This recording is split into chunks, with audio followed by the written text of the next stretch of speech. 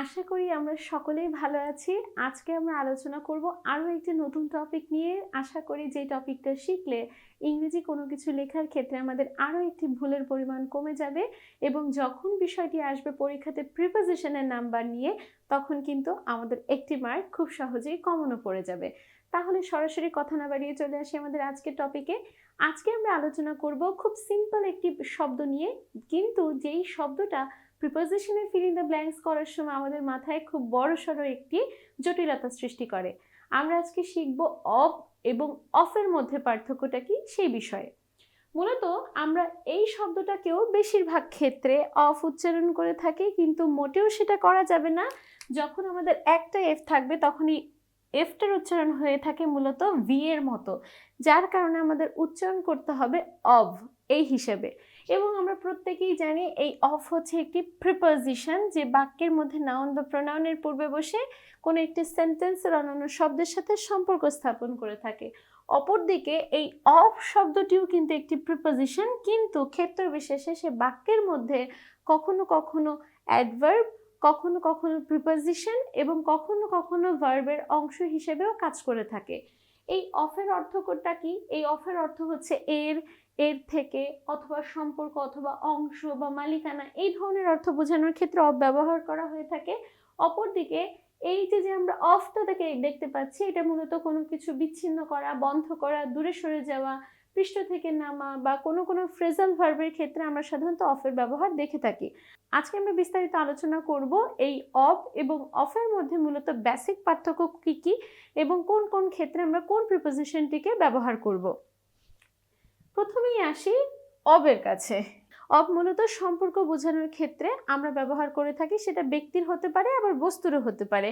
যেমন আমি যদি বলি this is the cover of the book, of the book, তার মানে কি আমার এই কভারের সাথে বইয়ের যে সম্পর্কটা আছে সেটা বোঝানোর জন্য আমরা অ্যাজ এ প্রিপোজিশন হিসেবে অফটাকে ব্যবহার করেছি। যে কি করেছে, একটা নাউনের পূর্বে বসে এই যে আমার অন্যান্য শব্দ কভারের সাথে বা এই শব্দটির সাথে বাক্যটিতে একটি সমন্বিত সম্পর্ক স্থাপন করেছে। তার মানে কোনো একটি বাক্য দিয়ে যখন আমরা কোনো ব্যক্তি অথবা বস্তুর সম্পর্ক বোঝাতে চাইব তখন অ্যাজ এ প্রিপোজিশন হিসেবে সেখানে কিন্তু অফ ব্যবহৃত হবে। সেকেন্ড ওয়ান, কোনো কিছুর অংশ যদি আমরা বোঝাতে চাই তখনও সেখানে আমরা অফ ব্যবহার করে থাকি। যেমন আমি যদি বলি I want a piece of cake, অথবা আমি যদি বলি give me a glass of water, তার মানে কি আমি একটা অংশ বোঝাতে চাচ্ছি, কোনো একটা বিস্তর ভাণ্ডার থেকে অল্প একটি পরিমাণ আমাকে দেওয়ার জন্য অনুরোধ জানাচ্ছি। তার মানে হচ্ছে অংশ বোঝানোর ক্ষেত্রে অ্যাজ এ প্রিপোজিশন হিসেবে আমরা কি ব্যবহার করব? অফ। আশা করি পরীক্ষার খাতায় যখন আমাদের প্রিপোজিশন নিয়ে ফিল ইন দ্য গ্যাপস আসে এই ধরনের একটি মার্ক কিন্তু সবসময়ই থাকে। তাহলে এবার আর আমাদের ভুল হবে না যে যখনই আমরা কোনো কিছুর অংশ বোঝাতে চাইবো তখন অ্যাজ এ প্রিপোজিশন হিসেবে সেখানে অফ ব্যবহৃত হয়, মোটেও অফ ব্যবহৃত কিন্তু হয় না। অপরদিকে যখন আমরা মালিকানা সম্পর্ক বোঝাতে চাইবো তখনও আমার অফ ব্যবহৃত হয়। যেমন the son of the farmer is the owner of the land, যে কৃষকের ছেলেই এই জমিটির মালিক। তার মানে আমি কি করছি, এই কৃষকের ছেলের সাথে যে জমির মালিকানা সম্পর্কটি আছে সেই সম্পর্কের সাথে কি করছি, সংযুক্তি প্রকাশ করছি। তার মানে মালিকানা প্রকাশের ক্ষেত্রে এই অফ শব্দটি কিন্তু সেন্টেন্সে ব্যবহৃত হয়েছে। অ্যানাদার ওয়ান রুল ইজ পরিমাণ বা মাপ বোঝানোর ক্ষেত্রে আমরা বাক্যে অফ ব্যবহার করে থাকি। যেমন আমরা বলে থাকি এ লট অফ স্টুডেন্টস, এখানে প্রচুর সংখ্যক শিক্ষার্থী বোঝানোর জন্য এ লটের পরে আমরা প্রিপোজিশন হিসেবে অফ ব্যবহার করেছি। দ্যাট মিনস যখনই আমরা কোনো বাক্য দ্বারা পরিমাণ বা মাপ বোঝাতে চাইবো সেখানে অ্যাজ এ প্রিপোজিশন হিসেবে অবশ্যই অফকে ব্যবহার করব, মোটেও অফকে ব্যবহার করব না। অপরদিকে যখন আমরা কোনো একটি ম্যাটেরিয়াল সম্পর্কে আলোচনা করব বা কোনো একটি বস্তু কোন উপাদান থেকে তৈরি এই ধরনের কোনো কিছু বোঝাতে চাইবো তখনও আমার সেই বাক্যটার মাঝে প্রিপোজিশন হিসেবে অফ ব্যবহৃত হবে। যেমন made of wood, made of metal, made of gold, made of silver etcetera. Another one, যখন আমরা কোনো কিছু রিজন বোঝাতে চাইবো সেখানেও অ্যাজ প্রিপোজিশন হিসেবে অফ ব্যবহৃত হবে। যেমন she is tired of work, কাজের সাথে তার ক্লান্তির কারণ একটি আছে, সে কাজ করেছে বিধায়ী সে কিন্তু ক্লান্ত অনুভব করছে। তার মানে কি, ক্লান্তি অনুভবের একটি কারণ হচ্ছে কাজ করা। দ্যাটস ওয়াই এখানে কারণ বোঝানোর জন্য প্রিপোজিশন হিসেবে অফ ব্যবহৃত হয়েছে। অপরদিকে আমরা বেশিরভাগ ক্ষেত্রেই দেখে থাকবো যখনই কোনো বাক্যে অ্যাডজেক্টিভ ব্যবহৃত হয় এরপরেই আমরা প্রিপোজিশন হিসেবে অফের ব্যবহারটা মাত্রাধিক পরিমাণে দেখে থাকি। যেমন অ্যাফ্রেইড অফ ভীত সন্ত্রস্ত হওয়া, ফন্ড অফ প্রিয়, প্রাউড অফ গর্ববোধ করা, ফুল অফ মানে হচ্ছে ভর্তি।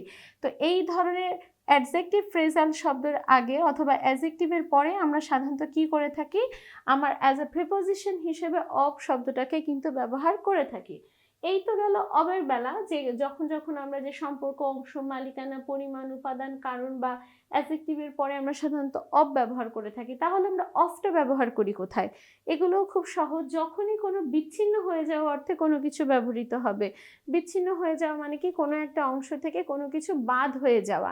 যেমন আমি যদি বলি দ্য লেট ফল অফ, কি হয়েছে, ঢাকনাটা পড়ে গেছে। এখন পড়ে গেছে মানে কি, আমার হাত থেকে পড়ে যেতে পারে, কোনো একটা প্লেস থেকে পড়ে যেতে পারে, কোনো একটা পাতিল অথবা কোনো একটা বোলের ওপর থেকে পড়ে যেতে পারে, অর্থাৎ কোনো একটা তল থেকে সে কিন্তু বিচ্ছিন্ন হয়ে গেল।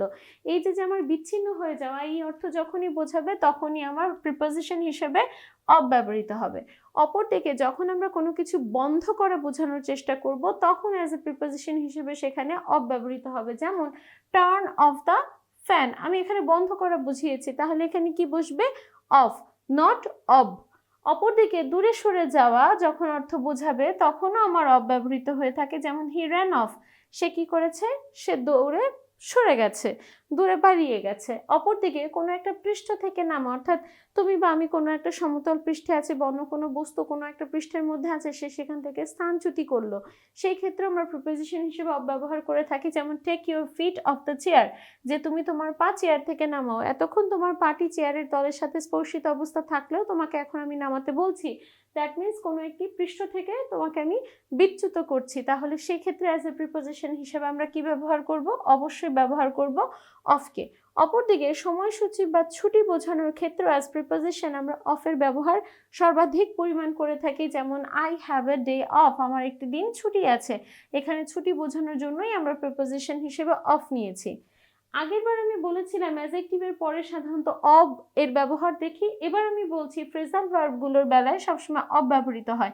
ফ্রেজাল ভার্বটা কি, যখন দুটি শব্দ ভিন্ন ভিন্ন অর্থ না বুঝিয়ে একটি অর্থ বোঝাবে এবং একটি পার্টিসিপল স্পেসের ন্যায় কাজ করবে, তখন সেগুলোকে ফ্রেজাল শব্দ বলা হয়ে থাকে। যেমন take off, cut off, put off, get off, এগুলো আমার কি করছে, একটা ভার্বের ন্যায় এখানে ভূমিকা রাখছে বা অর্থ প্রকাশ করছে, তাই এদেরকে বলা হয়ে থাকে ফ্রেজাল ভার্ব। তার মানে আমরা কি বুঝলাম, যে অব এবং অফ মূলত কোন কোন জায়গায় বসাবো, এবং ক্ষেত্রগুলো কিন্তু টোটালি আলাদা, কোনোটার সাথে কোনোটা মিল নেই। আমরা যদি অমিল বিষয়টাকে মাথায় রাখতে পারি একবার, তাহলে প্রিপোজিশন নিয়ে যে ফিল ইন দ্য গ্যাপস আছে সেখানে কিন্তু আমাদের মোটেও আন্দাজে কোনোভাবে প্রিপোজিশনকে বসাতে হবে না। আমরা বুঝে শুনে বসাতে পারবো কোথায় অব ব্যবহৃত হবে, কোথায় অব ব্যবহৃত হবে। তাহলে আমরা একটু 5টা এক্সারসাইজ করি যাতে করে আমাদের বুঝতে সুবিধা হয় কোথায় আমরা অফ ব্যবহার করব, আমরা কোথায় অফ ব্যবহার করব। যেমন টার্ন দ্য লাইট, তাহলে আমরা এখানে কি করতে পারি, টার্ন অফ দ্য লাইট, যে লাইটটাকে বন্ধ করে দাও। অপরদিকে হি ডাইড ড্যাশ ফিভার, সে কি করেছে, সে জ্বরে আক্রান্ত হয়ে মারা গেছে। তার মানে কি, তার মারা যাওয়ার পিছনে জ্বরটা দায়ী, তাহলে এখানে বসে যাবে কি, অফ। অপরদিকে the colour dash the sky is blue, তার মানে কি, আমার আকাশের সাথে যে নীল রংটা আছে তার সাথে সম্পর্ক বোঝাচ্ছে, তাহলে সম্পর্ক বোঝালে সেখানে কি হয়ে যাবে, অফ। অপরদিকে the cat jumped dash the table, কি করেছে, কোনো একটি বিড়াল টেবিল থেকে জাম্প করেছে, তার মানে কি, কোনো একটা পৃষ্ঠতল থেকে সে বিচ্যুত হয়েছে, তাহলে এই জায়গায় আর অফ বসবে না, এখানে বসে যাবে অফ। 5 নম্বরে দ্য ডগ র্যান ড্যাশ, তাহলে এখানে আমার কি হবে, আমার কুকুরটি কি করেছিল, পালিয়ে গিয়েছিল বা সরে গিয়েছিল বা কোনো একটা জায়গা ত্যাগ করেছে, তাহলে এখানেও বসবে অফ। আশা করি এই বিষয়গুলো মনে রাখলে আমাদের প্রিপোজিশন অন্তত 1 নম্বর কমন পড়বে যদি আমার পরীক্ষার প্রশ্নে এবং এই অফ এবং অব নিয়ে কোনো কনফিউশন থাকে। আমি আশা রাখবো আমার প্রত্যেকটা স্টুডেন্ট এই বিষয়টাকে মাথায় রাখবে এবং প্রিপোজিশন অ্যান্সার করার সময় খুব সতর্কতার সাথে অ্যান্সার করবে, যাতে করে এই ভুলটা অন্তত তোমাদের কারোরই না হয়।